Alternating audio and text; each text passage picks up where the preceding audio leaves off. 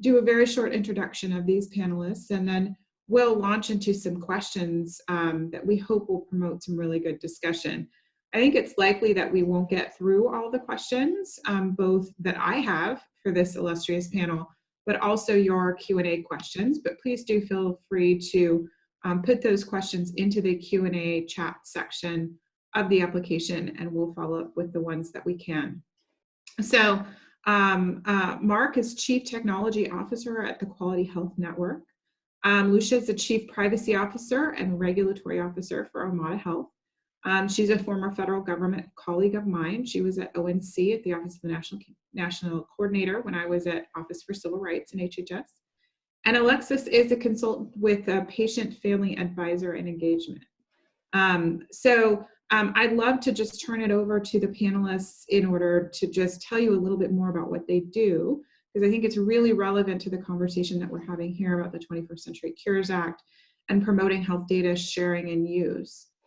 So Marc, do you want to jump in first and just tell us a little bit about what it is you do on a daily basis and really how that affects the data sharing and use that you engage in? Absolutely. Thanks for putting this together to everyone involved. My name is Marc Lassaux. I'm the CTO for a health information exchange in Western Colorado called QHN, or Quality Health Network. I've been with QHN since 2006. And on a daily basis, I guess if we go back to why was QHN Quality Health Network founded in 2004? We were founded to solve one problem, and that was that patients were moving about our region, about our neighborhoods, about our communities, about our state, and their data wasn't able to follow them. So we had some very forward-thinking community partners, hospitals, payers, community service organizations that got together and said, how are we going to solve this problem about patients moving about different care organizations, different care settings, and their data not following them? So started Quality Health Network, QHN, and we've been going at it ever since. We've seen a lot of change in this area. I think today's conversation will be very interesting around some of the changes that we have coming forward with the 21st Century Cures Act and the final rule that's come out with that, as well as the CMS rule that coincided with that. On a day in and day out basis, I think that's really what I work to do, is help our partners, our stakeholders, find value in the sharing of data, understand why it's important to share that data, and how that data can be more readily and easily shared using common infrastructures like health information exchange. In Colorado, we have a very forward-thinking health IT roadmap, and from the governor's office all the way down through our Medicaid and Department of Human Services and public health departments. I think they really get this. But yeah, day in and day out, it's really trying to solve those problems and look for ways to understand how we enable that data to follow the patients. And I think with the 21st Century Cures Act, it's clear that how do we get that data into the hands of patients and get them in control of it. So a lot of fun things to talk about. I'm looking forward to the discussion today. Absolutely. Thanks so much, Marc.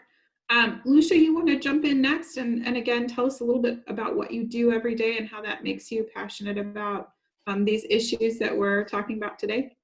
Sure. So Omada Health is a healthcare provider, and we deliver asynchronous healthcare through a secure app that we design, manage, and administer.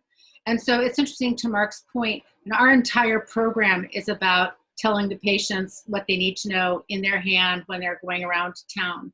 And we have started with diabetes prevention program, which is a well-established clinical protocol, and have expanded to type 2 management of type 2 diabetes, management of hypertension, and behavioral health. In fact, we have a press release out today about our behavioral health product. My role there, of course, is privacy.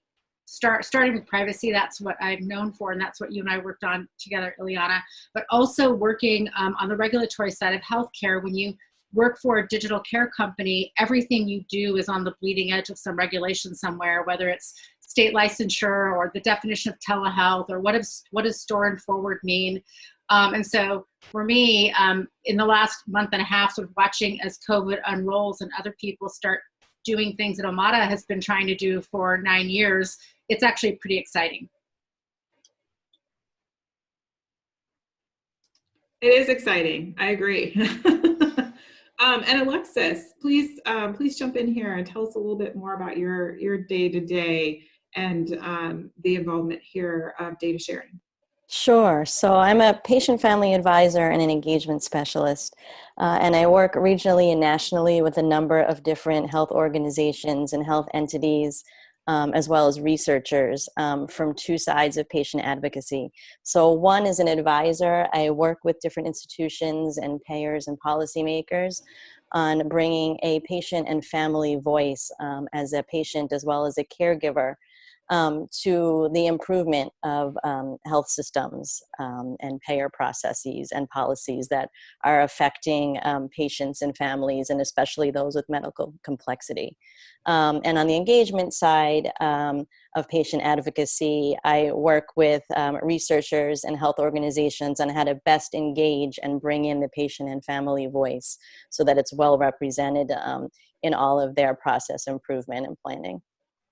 And then as my interest in this panel, and happy to be invited here today, health data is something that's important to me and something I advocate for getting open access and secure access for patients as well as caregivers to the information they need and having it at the forefront when they need it. Fantastic. Thank you. So I think we were going to start with a little bit of time travel backwards. And just talk about the origins of the Act a little bit, and the rules, the resulting NPRM and final rules. And so I think the best place to start really is, what do each of you think was the impetus for the Act in the first place? So why did we start where we did? And Alexis, I don't know if you want to jump in first, just to sort of cover kind of the patient perspective here. Given that that you have such a great window into that in terms of the Act, and then to the extent you want to talk a little bit about movement to the rules, and then obviously love for Lucia and Marc to add in too. Sure. I mean, I think the Act is important, and the impetus for creating the Act came from a place of being able to provide more open access, as I spoke to before, for patients and families to get access to their healthcare information. And I think a large part of that came out of the push for value-based care as well. So that there would also be a platform for patients to be able to get access to up-to-date information and costs, and so that the patients could really be a driver in their care and make better informed decisions when it came to how much they were going to have co-insurance or deductibles, what have you. And so I think there was a big push from the value-based move to care that's happening as well at the same time. And then the other piece would speak to the interoperability of being able to seamlessly get information back and forth between providers for better coordinated care, or perhaps to be able to get your whole record so that you could then move that from one provider to another if you were switching healthcare systems. And I think those are some of the main points. And I would just stress again that a lot of it, I think, goes back to a push for value-based care and having the right information at the right time to be a good decision maker and be involved in that system. And Lucia, you want to jump in, talk to us a little bit more about your involvement too in both the Act and then the rules. Sure. So I joined ONC in October of 2014, right when we were actually writing the famous report on information blocking. There are a couple of scenarios that my staff specifically worked on with Iliana and her colleagues about privacy being used kind of as an excuse or something Nia might have recognized as, there's a business driver for decision making, but you need to kind of explain it in a way that's acceptable in the public. So privacy was often used as an excuse. And we gave that report to Congress in February of 2015. And I just want to paint the picture of what was happening in the rest of healthcare policymaking in that time period. So we had the information blocking report. There were more than half a dozen hearings in Congress about information blocking, witnesses from major medical systems, from patient groups. from vendor groups all were called in to talk about this. And at the same time, we were, in the Obama administration, really putting the finishing touches on what eventually became the precision medicine program. And so precision medicine really hinges on a virtuous dialogue between the researcher and the patient that is built around the data. And if you don't have the data flowing in both directions, you don't get the virtuous dialogue. So that was also really a piece of it. I think Alexis is right. Long term, there's a big, huge push for value, and that was a piece of it, but there were other things going on at the same time too. So if you fast forward to the fall of 2016 and all these hearings are done, and I'm really sad that Representative DeGette can't be here because she was an architect, of course, of 21st Century Cures. But not only do you have the information blocking provisions of that law, but that law is really primarily about FDA speeding drugs to the market, changing the way they oversee the regulation of digital devices, and also paving the way and creating funding for different components of what eventually became precision medicine. And so it really is a part of a much bigger law that's about taking the data we have appropriately and learning it, using it for learning, but we can't do that unless we can get the data out of the systems. So all of that is going on, and we're sitting there in ONC trying to figure out how to do this. We're actually working on the 2015 edition rule, and I have a very clear memory of sitting in a room, really everybody, about 60 of us, talking about what could you do with existing law that would really advance this ball. And we decided to focus our efforts on the longstanding regulatory right of individuals to get a copy of their own data. So this has been a regulation since 2000. And of course, it's evolved as the media have evolved over time, but the right is still the right. And it's a right that is very, very hard to say no to. There's only a couple of very unusual circumstances in which you can say no. You won't give a person a copy of their own data.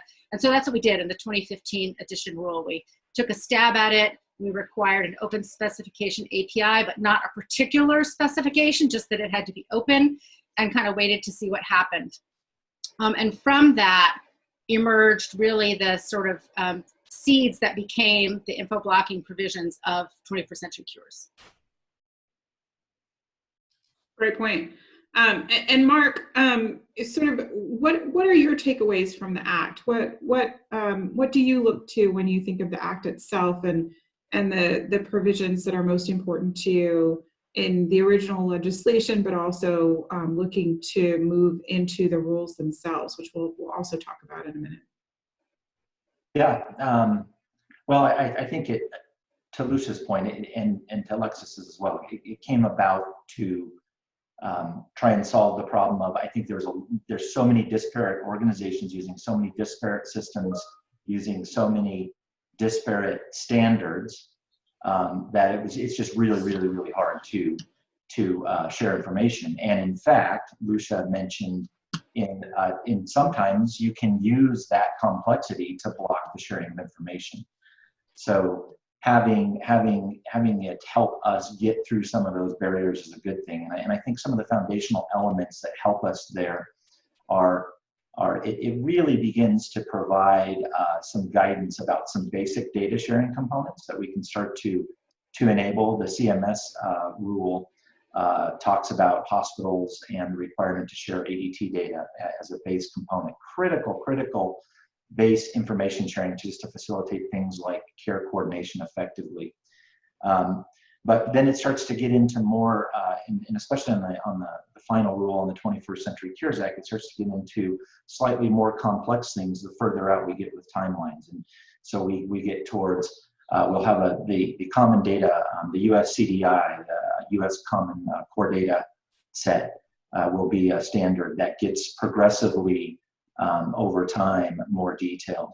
And then we get towards things down the road like API interoperability, and starting to make that more accessible to folks. And it's going to be based off, it sounds like FHIR. There's a standard called FHIR, Fierce Healthcare Interoperable Resources, and we'll start to be able to target some of those things. That'll make it more easy. It'll make it easier for folks to share data amongst all these disparate organizations, and be able to move the data and overcome some of these difficulties. And in some instances, people not sharing data and using those reasons as reasons not to share data.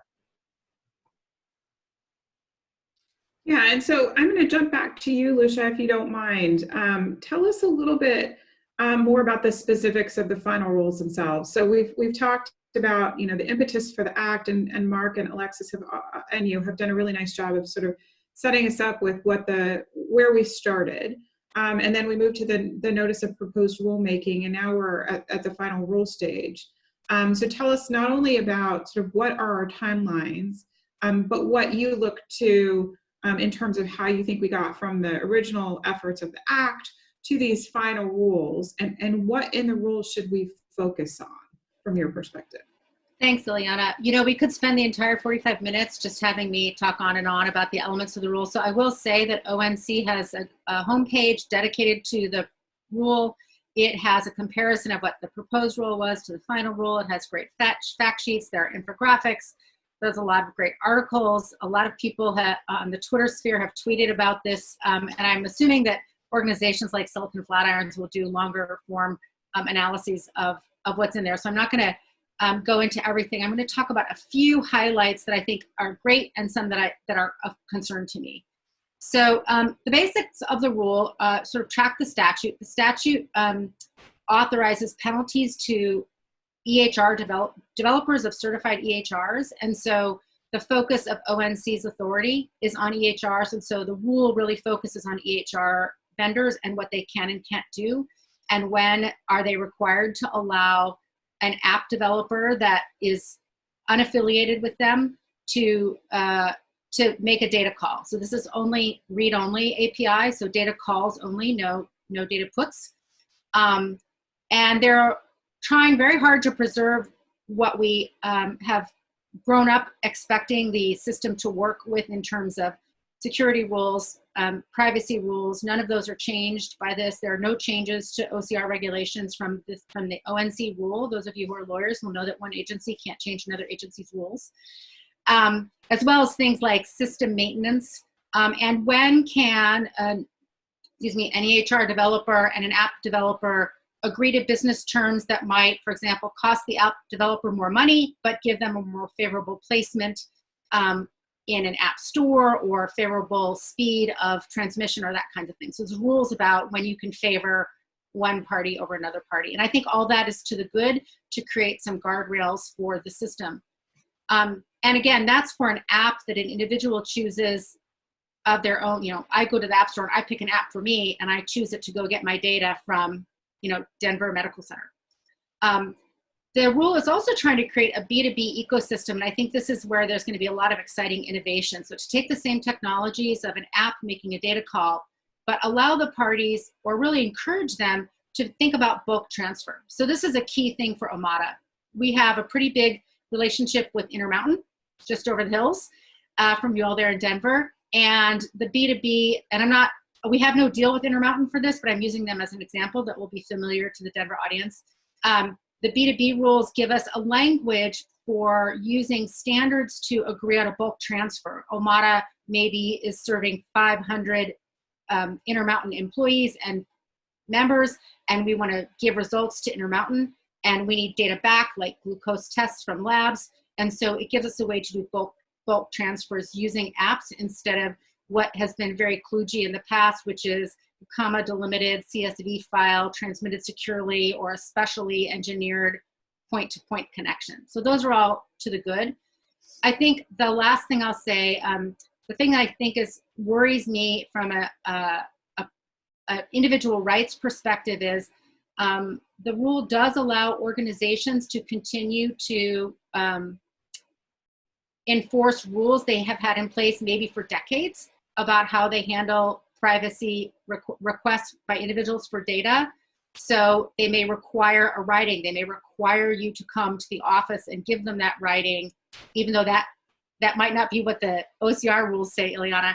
And so how do we get organizations to update their policies in a way that are still privacy protected, but also allow individuals to really take advantage of these powerful tools if they want to? Yeah, all great points. Thanks, Lucia. And just to clarify, we're looking at about the next 2 years or so for purposes of implementation, right? Because the deadline itself has not actually occurred yet, and we're looking at a certain number of months from that. Can you clarify that for us really quickly? Yes. Before So the first deadline is 6 months after final publication of the rule. And we've all read the 1,200-page document that was released on March 9th, but it's not actually an official publication yet. That won't happen until it shows up in the Federal Register in the 3-column microscopic type document. That will be the final date. And then there's a 6-month date, and then there's 24-month date. And so we don't know exactly what those dates are, but if the rule publishes in final form promptly, it will be approximately the end of 2022. What will happen in that interim period is, for the first sort of 2 phases, people will have to make this specific set of data, the U.S. Common Data for Interoperability, available. You can look up those elements online, but it has new features like you have to make an email available and certain demographic fields and lab tests. It's not everything. It's more than what's in the portal right now, but it's not a complete record. It's just more. And then by the end of those 2 periods, when there's sort of full implementation, all data has to be available according to the FHIR standards, which of course ONC will evolve over time as well. We're at FHIR 4 right now, and they have a way to evolve the standard, the baseline standard, without necessarily making a new rule. Right. Thanks, Lucia. So Alexis, jump back in here and tell us from your perspective, sort of what should we focus on in the rules, and whether or not those efforts really will promote interoperability, and particularly for the purposes that you're most interested in interoperability in terms of, involvement of patients and patient care, et cetera.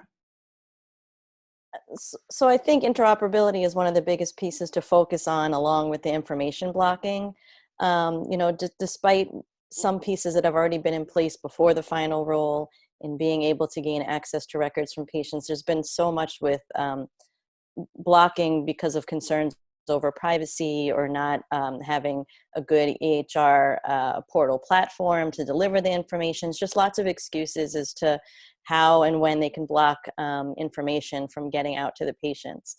And so I think that the information blocking piece is really one of the most important pieces, and it's twofold, because it's kind of good, and there's kind of some scary pieces, I think, as well, from a patient perspective. And I think obviously some of the good I've already mentioned, preventing some of the blocking from happening, and getting more fuller access to your information and your health information when you need it, to make better informed incisions, and be able to make better incisions along with your provider, and be able to have access for that interoperability. Not only should you change providers and want to take whole record to somebody else, or choose pieces to take to a new provider, but also if we think about more complex patients, it can be a really important piece for those complex patients that are seeing multiple doctors, and sometimes in more than one institution, and getting information even within providers working in silos within one health institution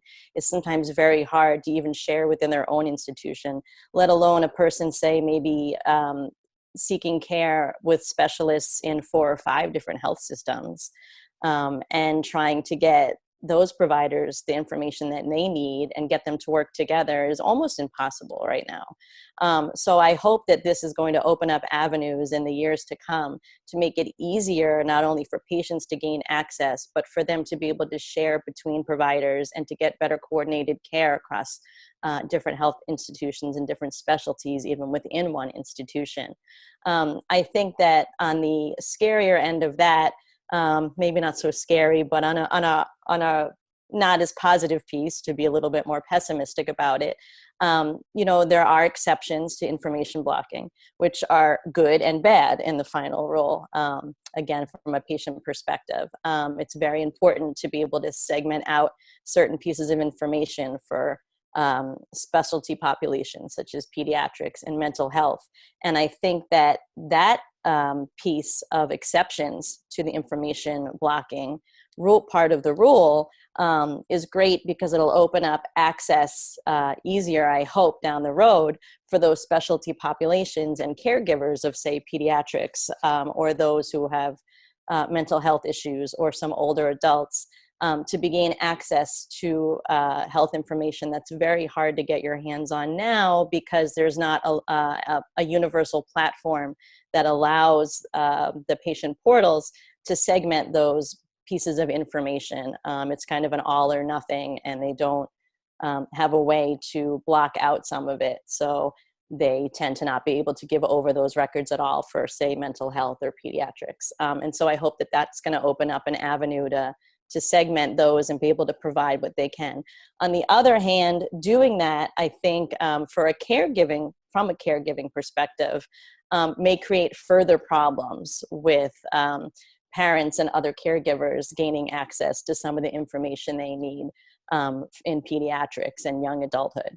And same with people with aging parents or those that are caring for people with mental health issues. So, there's a lot of weighing back and forth, the good and the bad, and, hopefully overall, we find that it works. And I just would add one other piece, unless you're going to ask me later on, you can tell me to wait, about things that are missing that might be creating problems. And I can wait, or I can tell you that now.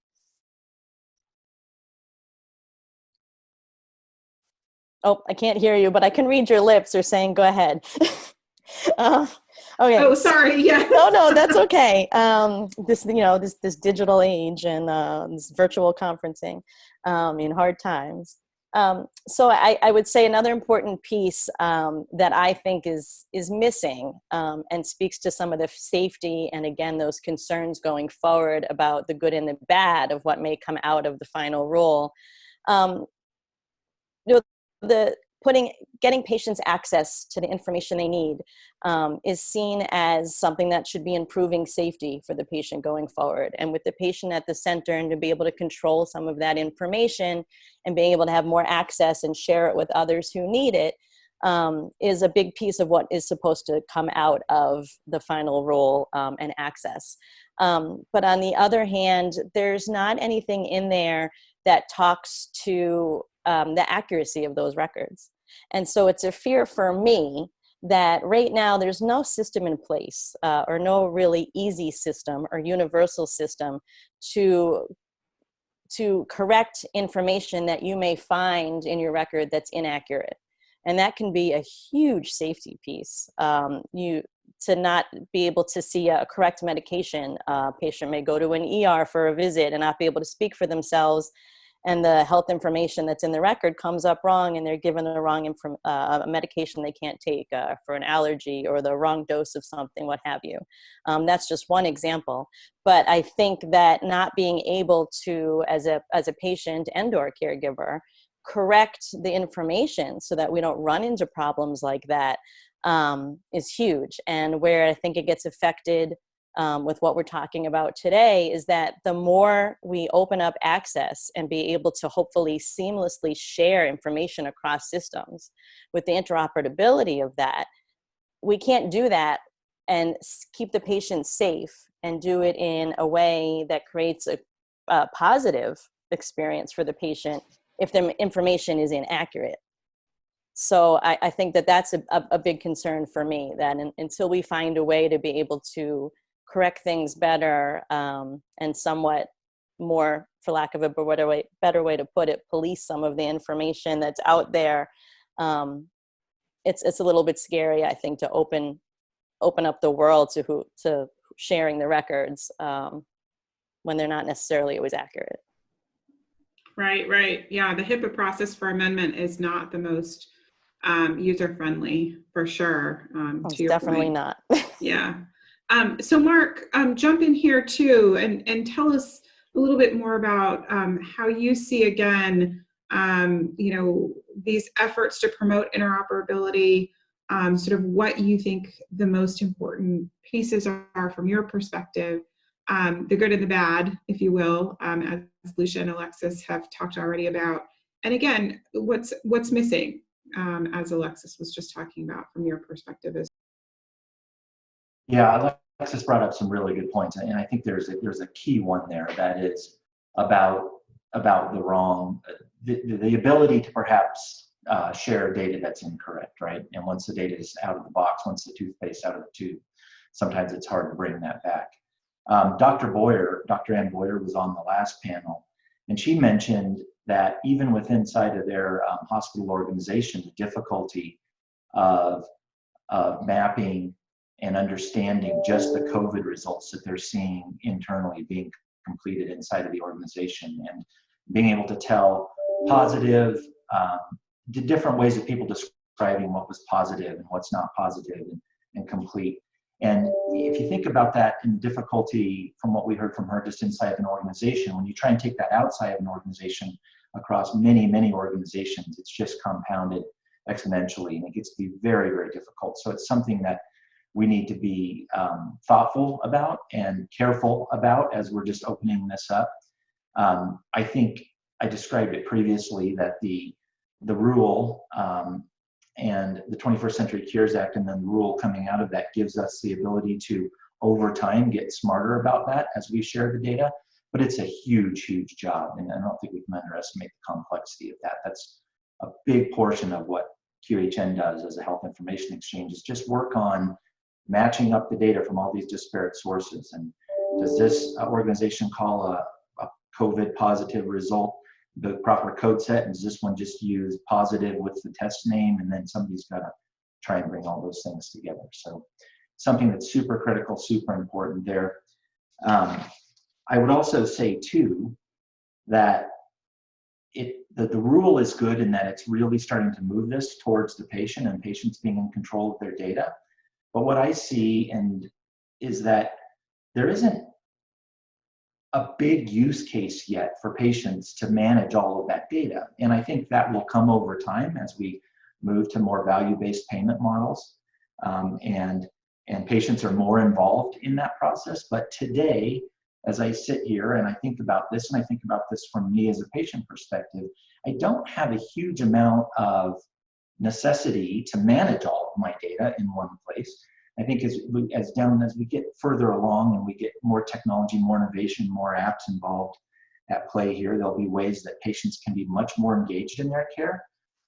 Right now, the value is really still at the provider level to help their patients be better, to help their patients engage and make smart choices. It's going to be interesting to see, though, as we enable this data sharing, how we're able to start to shift some of that to the patients, to us as patients, to our families, to everyone as patients, and they can really get involved in that use case. Because prior to that, just having access to a whole huge set of data, you know what I'm saying? It's a little bit of an interesting question. So perhaps that's something that's missing, but I think what we're enabling here is the ability to do that, and to do that well down the road. We're talking 24 months out from the publication of the rule, right? So we've got some time to think about that and start to head that way. I think I'll stop there and perhaps let Lucia or someone else take a crack at some things, but those are some of my thoughts right now. Thanks, Mark. Yeah, Lucia, do you want to jump back in and talk to us a little bit, not only maybe from your perspective, what's missing, since we sort of have had that conversation with Alexis and Mark, but also sort of what are you going to look to for the next 24 months? What are your priorities going to be in this interim period while we're trying to implement in a way that will get us to where we need to be during that time period?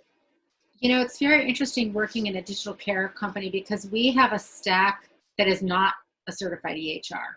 We have electronic health records, we store our data electronically, but it's not what you would expect to see if you went out in the marketplace and looked for digital medical record keeping.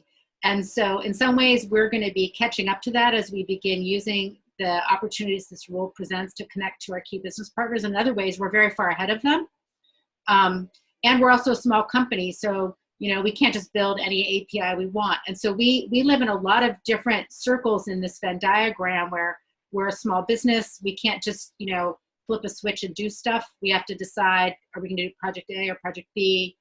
And this rule also gives us at Omada a lot of really great opportunities. And our new services we have continuous glucose monitors, blood pressure cuffs. We bring all that data in. that all happens in an API transaction that's, underway, the construction of it. But then how do we then create a seamless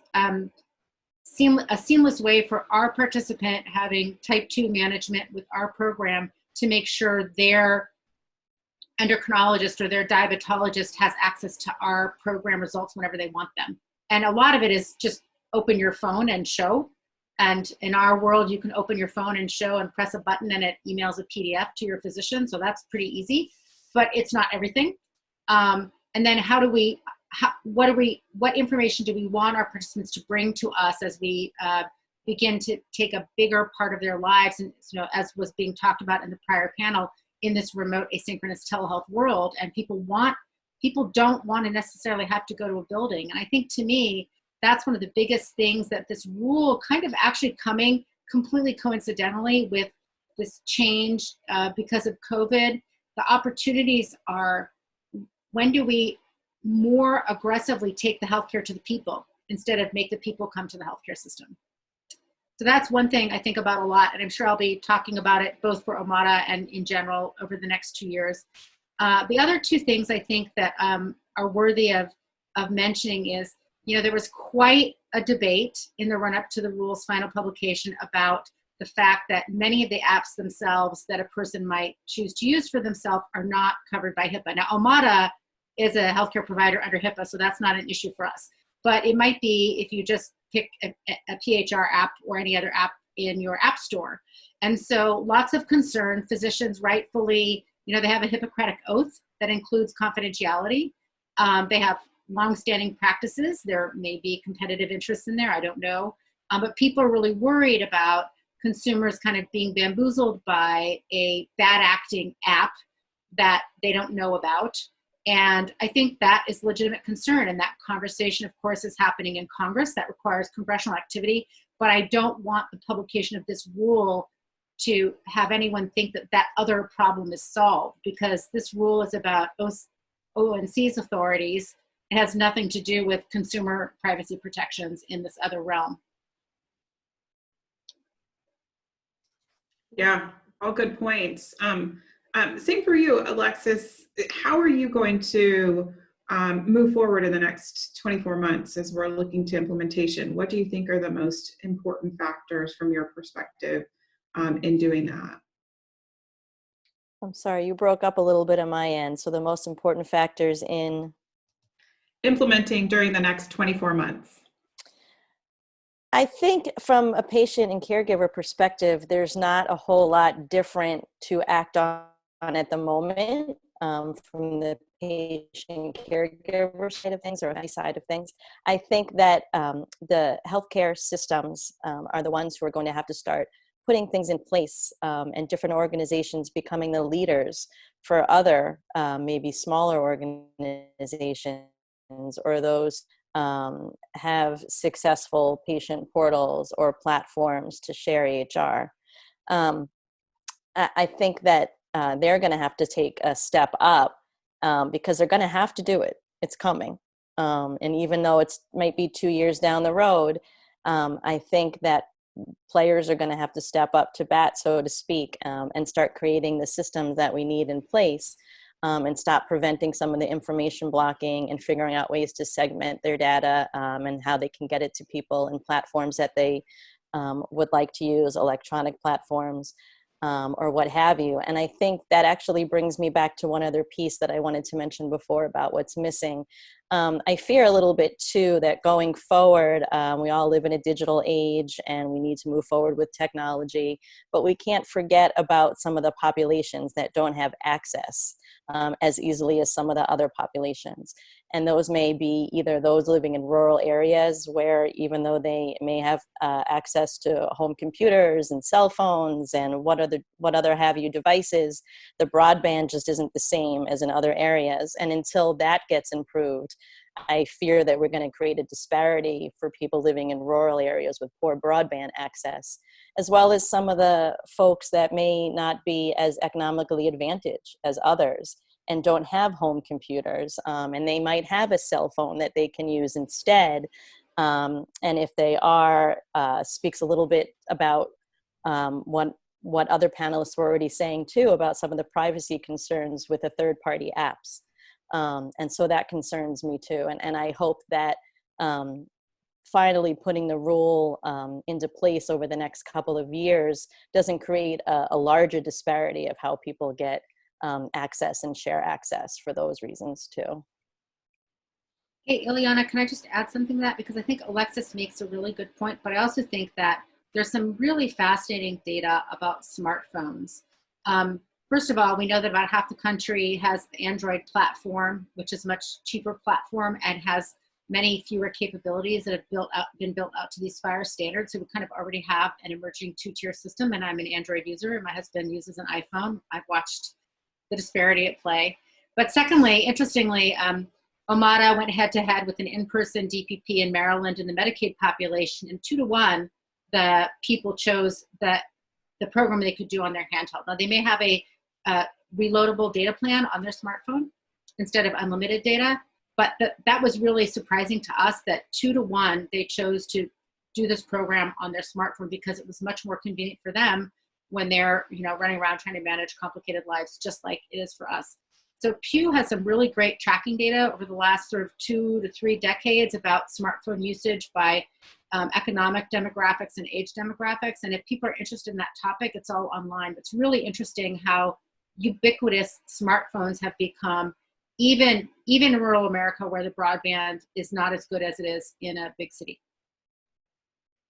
And I would just jump in real quick and say, I think that was part of my point, as I'm saying that, when you may not have access to good broadband at home, they may be turning to those Androids and those iPhones to access it. But I fear about the use of the third-party apps and the privacy. Yeah. And both great points. Thank you. I agree that I think some of this is focused in a way that didn't necessarily take into consideration devices like smartphones. So I think we will be looking at that and how that will work over the next 2 years or so and beyond. And Marc, just back to you. What is your focus in terms of implementation over the next 2 years or so? What's most pressing from your perspective? Well, perhaps that's reiterating to some extent my my thoughts on the way this is incrementally rolling out.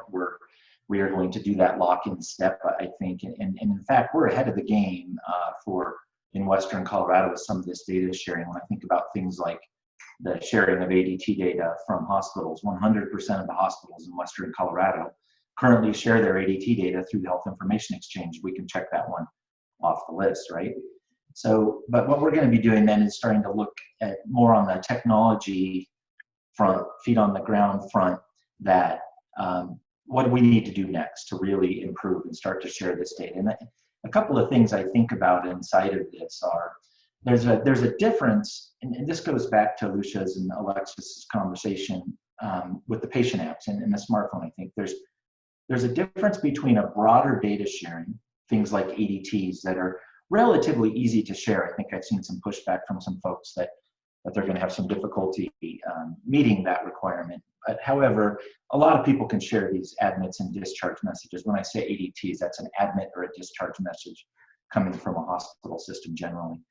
But there's a difference between basic data sharing for an event occurred somewhere versus a really in-depth application or patient care use case that takes care of, to Lucia's point, that's a diabetes cohort of patients, a diabetes group of patients, or very specific medical needs. And I think we're going to have to we're going to work our way through that as we move forward with these rules, and probably see a difference there for quite some time. I think the broader data sharing discussion and efforts will be related to some of the things we're seeing in the rules, like the sharing of ADT information, like the usage of the common data set, the US CDI, like how they're talking about for the first 24 months, you just have to be able to share the data mentioned in the US CDI, but not necessarily hit the specific requirements of the US CDI. But in 24 months, you'll have to get there. So that will be happening more generally, more broadly. And then I think there'll be focused efforts in between organizations that have an in-depth, more in-depth caring relationship with patients across their organizations to share data for these specific apps and these specific smartphones, more in-depth use cases. Those require a much more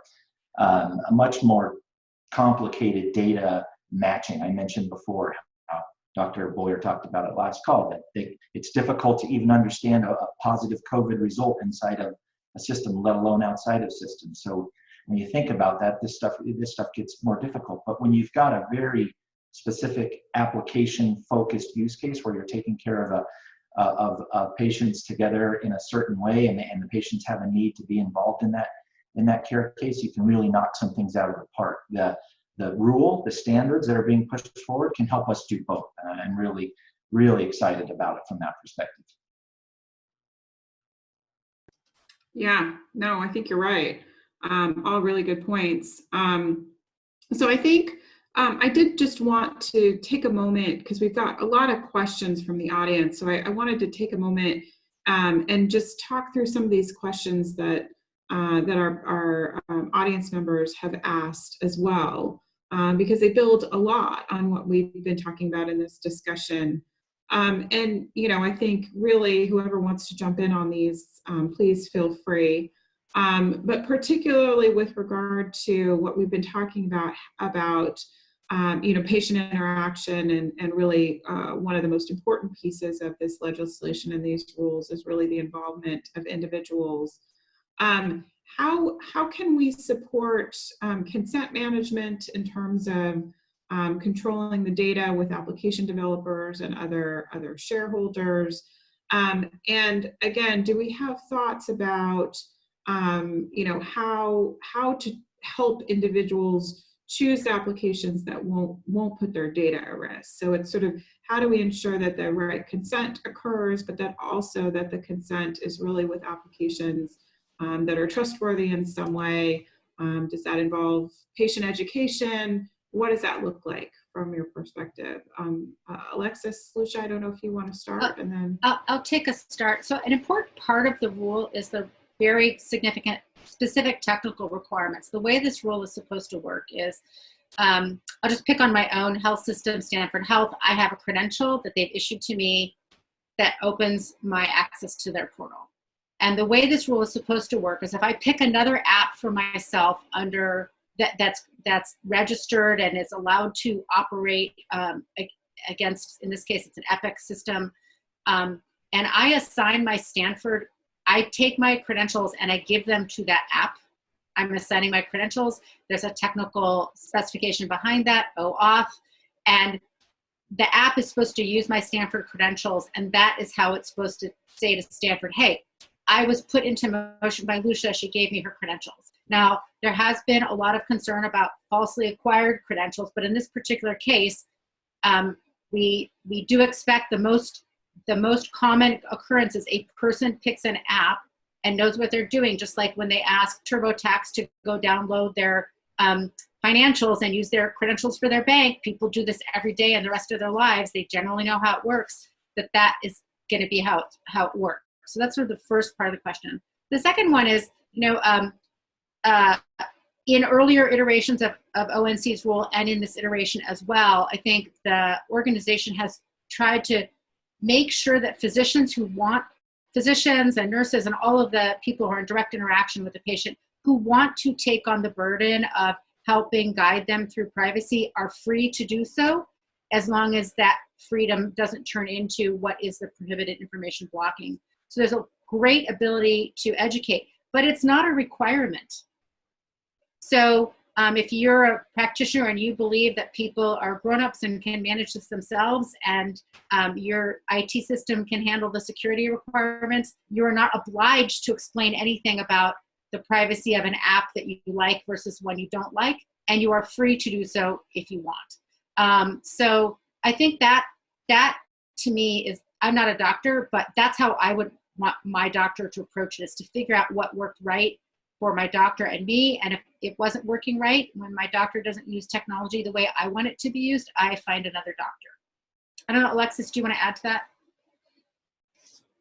Yeah, I mean, there's a couple pieces I would add. I would say that, you know, whether you're a grown up or not, there's a lot of information out there. There's a lot of apps out there. There's a lot of technology behind it that the average person doesn't always understand. And it's very difficult to assess from a layperson standard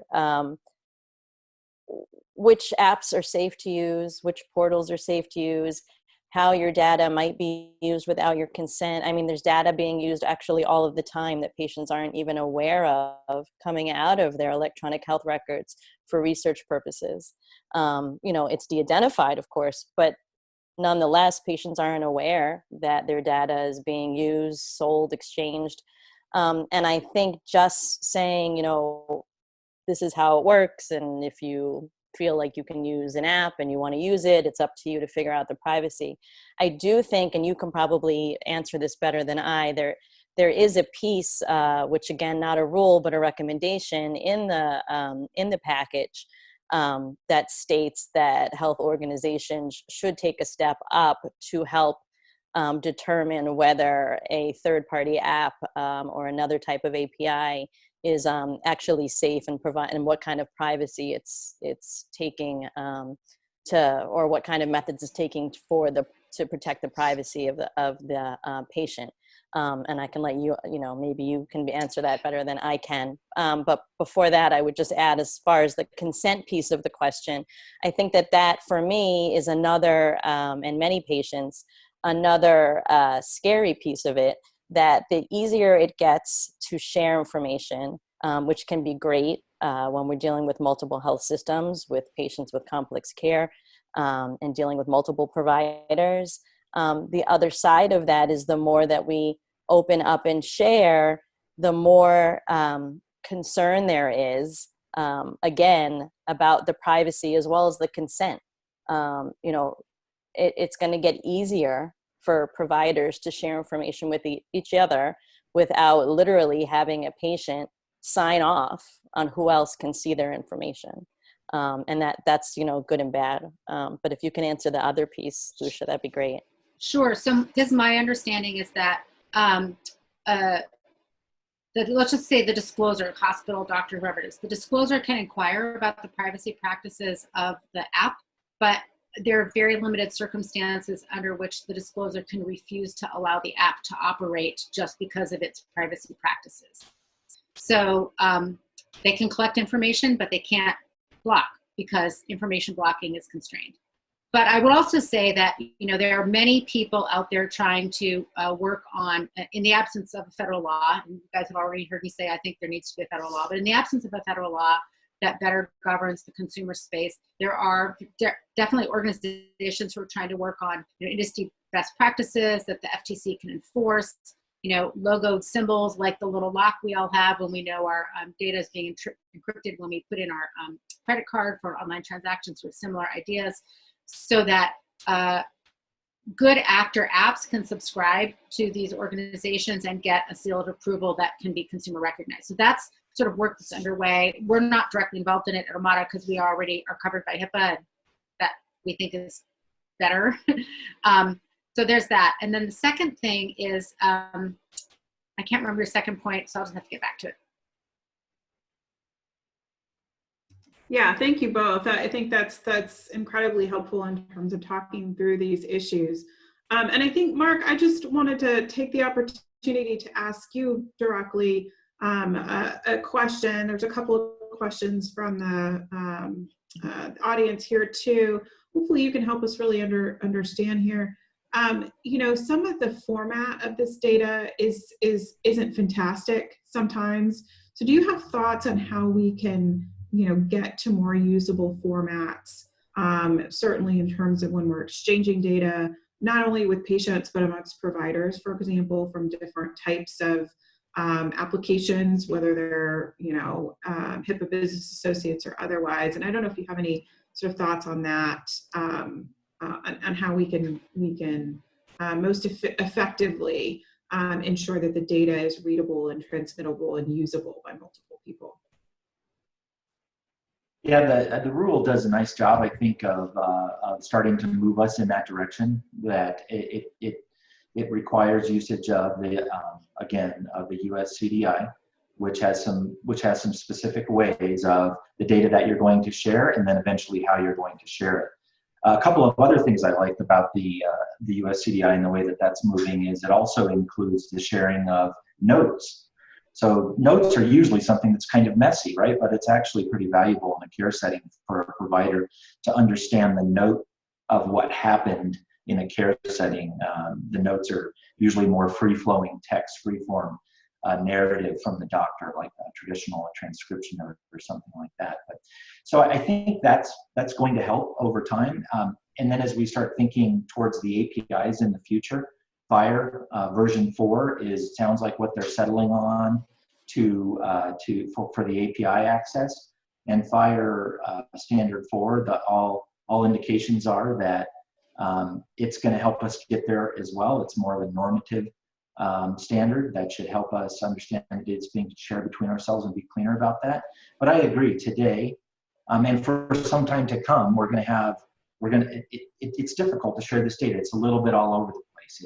It's sloppy, and some of that has to do with just the myriad of ways that we've got so many different hospitals or so many different care systems that utilize so many different technology vendors that are all at different levels of technical readiness to do this stuff, with people that are using those systems with different workflows that aren't required to use common code sets. And I think the rules are pushing us in that direction. So slowly with time, it'll get better. I think I'd highlight back to my comment a little bit ago.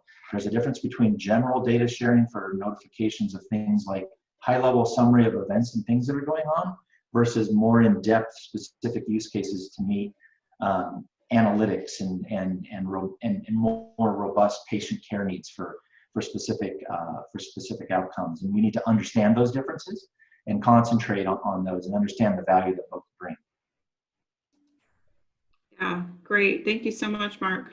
Well, we are nearing the end of our time together, and so I just wanted to say thank you so much to all three of you. It's just been a fantastic discussion.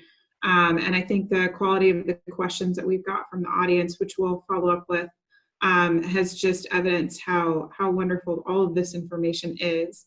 I understand that we have a break, and so I will turn it over to our hosts here at Silicon Flatirons, and thank you all very much for participating today. Thank you for having us. It's great.